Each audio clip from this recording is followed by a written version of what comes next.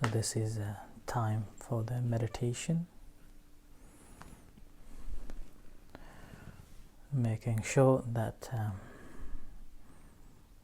you are here to practice meditation and checking preliminary requirements, and that is a sitting upright position, less distraction,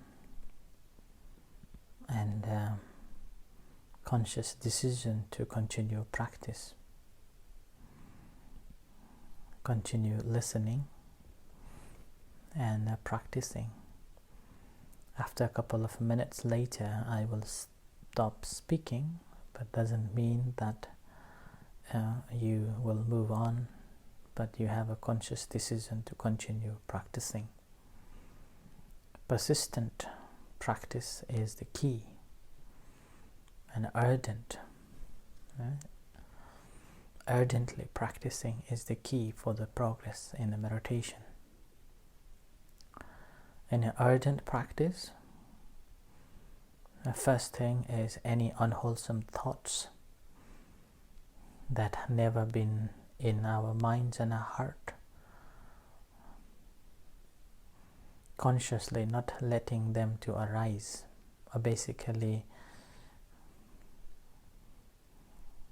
when you have a thought of giving up or moving on to other pages, you simply resist or stop your mind and continue. And that's restrain your thoughts from falling into the unwholesome thoughts. And a second, any unwholesome thoughts that in your minds and heart, it's called latent defilements, unwholesome thoughts. Whenever these comes, so letting it go. Try to remove it away by reducing, abandoning, and removing from its root level. And the third, any good things that hasn't arisen in you, let's say a thought of a practice of a meditation, a thought of being generous, thought of development of a patient. So generating these, cultivating them to arise. So we need the sufficient energy to develop these wholesome thoughts, wholesome things in our minds and our heart. And the last, whatever good thoughts that has been arisen in you, let's say the thought of a good wholesome thought is to practice of a meditation, maintaining that thought of a practice of a meditation, because that thought of a practice is beneficial for us, for the well-being of our mind and the body. That's why generating a thought to practice meditation is easy, but maintaining to continue practicing is difficult. And this maintaining is the key here, to be mindful, and that's why in the practice of a meditation it involves the effort, called a right effort, sufficient effort being applied, and the second is being mindful, and the third, with that the concentration develops, which will be the conducive for the arising of a right understanding. So making sure that consciously you have decided to continue maintaining this thought of a practice. That's why you have joined this meditation. Do not let the maras take you away from this practice. Although you may not be able to continue focusing on the primary object, or may not be able to be calm and collected, making sure that you will be staying until the end of this session. And this is a practice of the right effort, and also practice of the patient, khanti. So austerity is the key to the success. And it's very easy to fall down, easy to give up, since no one is watching, since no one is around you. It takes a self-discipline that you are going to do it. With this in mind, let's practice of a meditation. So, first of all, keeping yourself in a comfortable position and relax, making sure that your body is not intense, fully relaxed. Whether you are sitting cross-legged, or whether you are sitting half lotus or sitting on a chair, making sure that you are sitting comfortably. And doesn't matter which technique you follow, first thing that you have to be mindful is the bodily contemplation, so aware of the body in this present moment. So knowing the body presence here and now. And once you have fully understood and aware of the body presence here, locate your mind within the body as a primary object, whether it is the breath incoming and outgoing, or the rising, falling, or simply in the central of the body. And that's the 2 fingers up from the navel, where you will feel the movement of the abdomen as breathe in and breathe out begins. So these are simply a location that we work to keep the mind busy, or giving a mind to work on it. And this is known as the concentration meditation. So contemplating on that.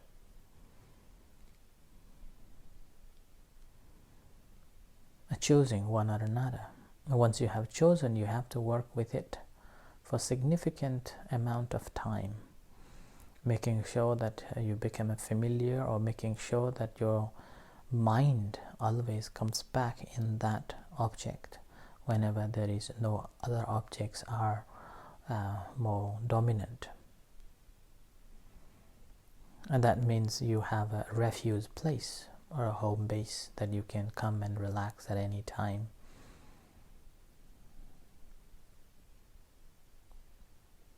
Whether it is breath, or whether it is rising, falling, or whether it is the central of the body.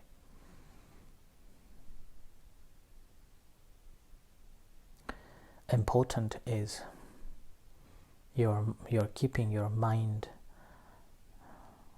intentionally distracting yourself from other distractions to one particular place designated by yourself, which is the empirical object that you can feel, you can observe, and there is constant move taking place.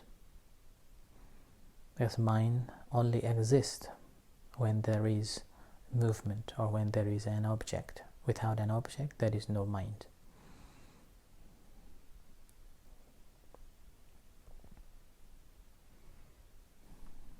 In a few moments, simply settling down, grounding yourself on that particular object as a primary object.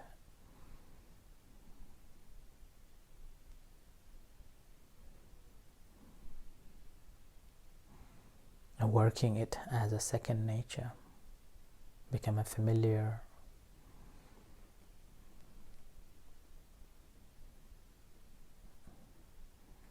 And mind immediately can come back and settle down.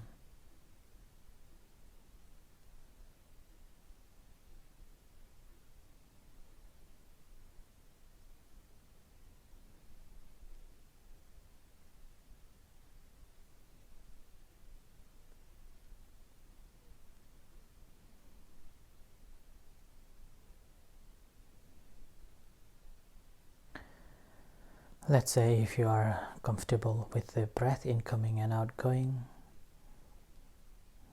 and you have located your concentration at the nose, then keeping your mindfulness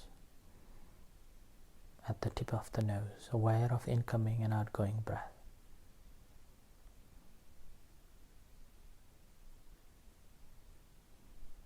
Making sure that you are not forcing to feel, or you are not regulating the breath to observe it. It needs to be natural. Your job is simply to watch as it flows.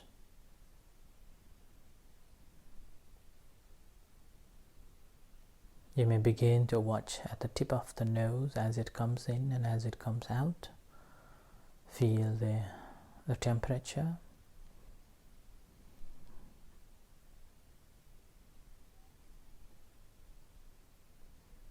Or the muscles movements.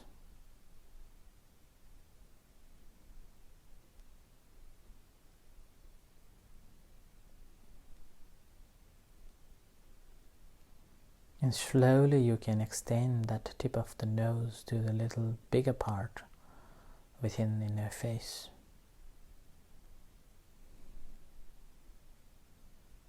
The different sensations around. Making sure that you are not grasping or you're not rejecting any sensations that you're observing in there. You are not interfering with it at all, like sitting at the bank of the river and watching the river flow. No interfering with it whatsoever.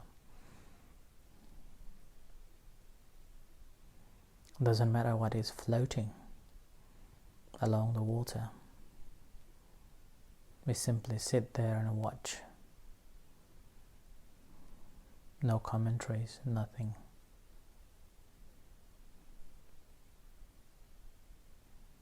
So breathing in and breathing out.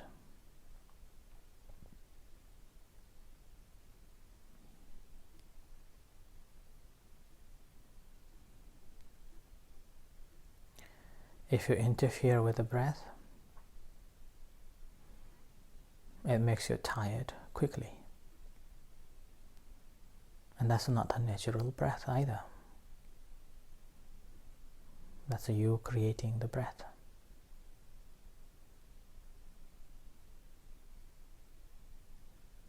And that's how sometimes you may have to breathe faster, louder.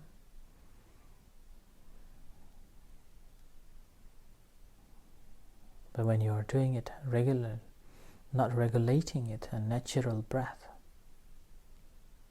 you feel more relaxed. Breath becomes more subtler and subtler. At that moment, when the breath becomes subtler, you will be able to notice the different breaths, longer breath, shorter breath, heavy breath, smooth breath, different characters of the breath.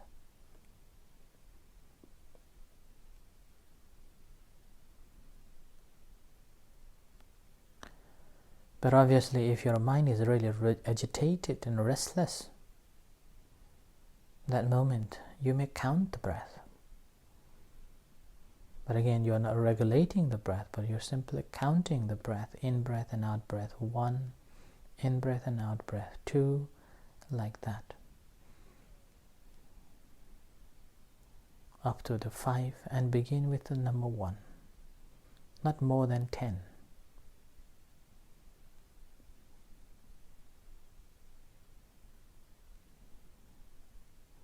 And there are different ways of accounting, simply to train the mind not to be agitated or restless. But once mind becomes relaxed, then we have to give up counting the breath and watching the natural breath as it comes in and as it goes out.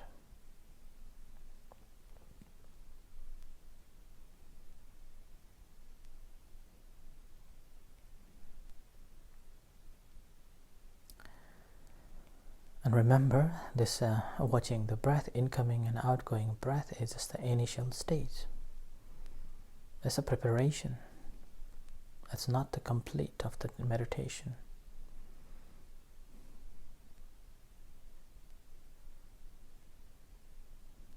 It's just the preparation, getting the mind ready. So the Buddha called it pajanati, knowing as it happens, knowing as it takes place. Breathing in, we know it. Breathing out, we know it. When breathing in long, we know that breathing in long. When we're breathing out short, we know breathing out short. Like that. We're not training anything, we are not learning anything, but we're simply knowing as it takes place, without interfering with the breath at all.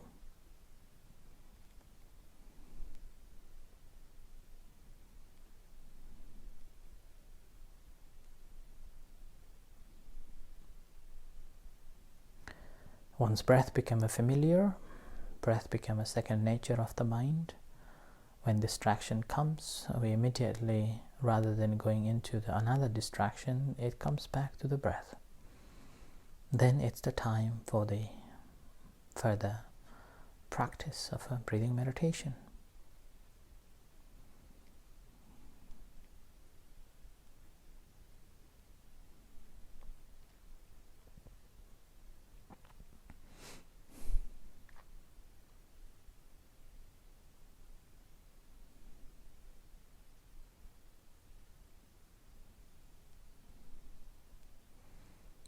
And once breath becomes a second nature of the mind, and aware of the breath and its character closely, we know it exactly most of the time, then we train along with the breath. We train our mind along with the breath to know the breath itself, the mind itself, the body, as it comes in and as it goes out. And the formation of the breath, formation of the body, formation of the mind. So these are the further stages that we can develop from this breathing meditation. But first, we need to develop and practice until breath becomes the second nature. The mind can come back at any moment whenever there is no other objects arises.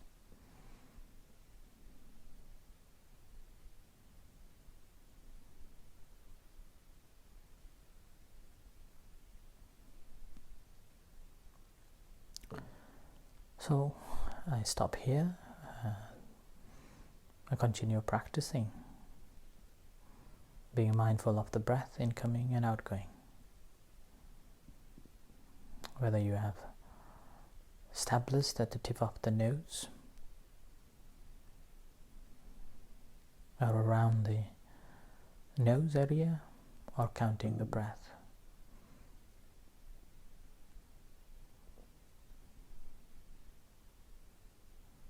So continue practicing until you hear the gong.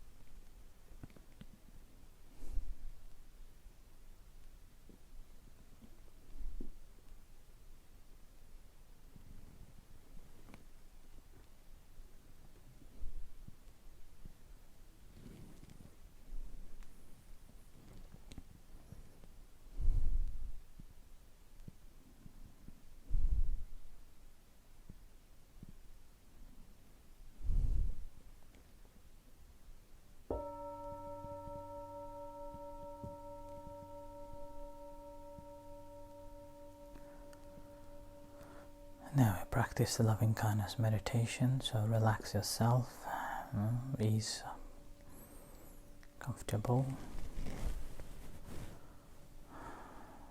Bring your attention to the body, aware of sensations in your body. Whatever sensations are there, being mindful of that. And bring that attention to your hands, aware of sensations in your hands, and to your heart. Feel the beating heart. And if you can't feel the beating heart, physically smiling will connect you. So smile and feel the connection with your heart. And as you feel the connection with your heart, generating loving kindness and compassion to yourself. May I be well. May I be happy. May I be at peace. May I be free from suffering. May I be free from hurtfulness. May I be free from hatred. May I be free from ill will and animosity, jealousy. May I be free from all the calamities.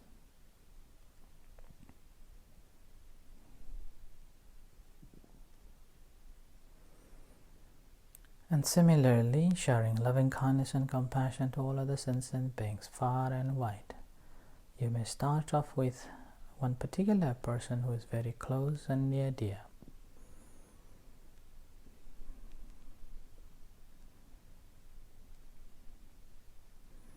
We may start off with our parents, husband or wife, children, family, friends, relatives, and all other sentient beings, whatever beings there are, visible and invisible beings in this room, in this city, in this country, on earth and in the universe.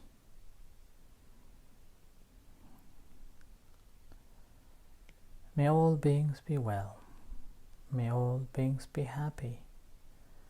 May all beings be free from suffering. May all beings be free from hatred. May all beings be free from hurtfulness. May all beings be free from jealousy, animosity, and all kinds of calamities. May all beings live in harmony. May all beings be liberated.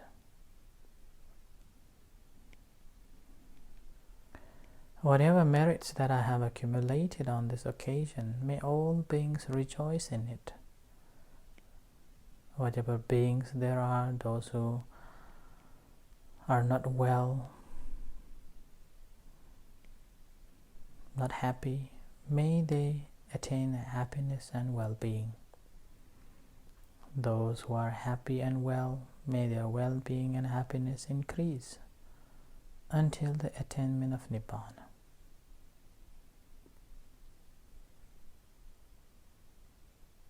May all beings be happy, be safe, and be liberated.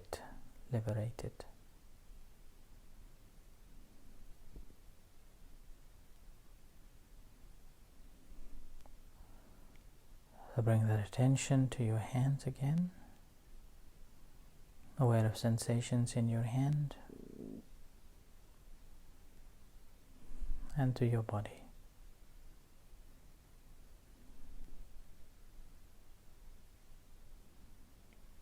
And bring that attention to your eyes, and as you hear the gong for the third time, slowly coming out from meditation, reflect for a few moments.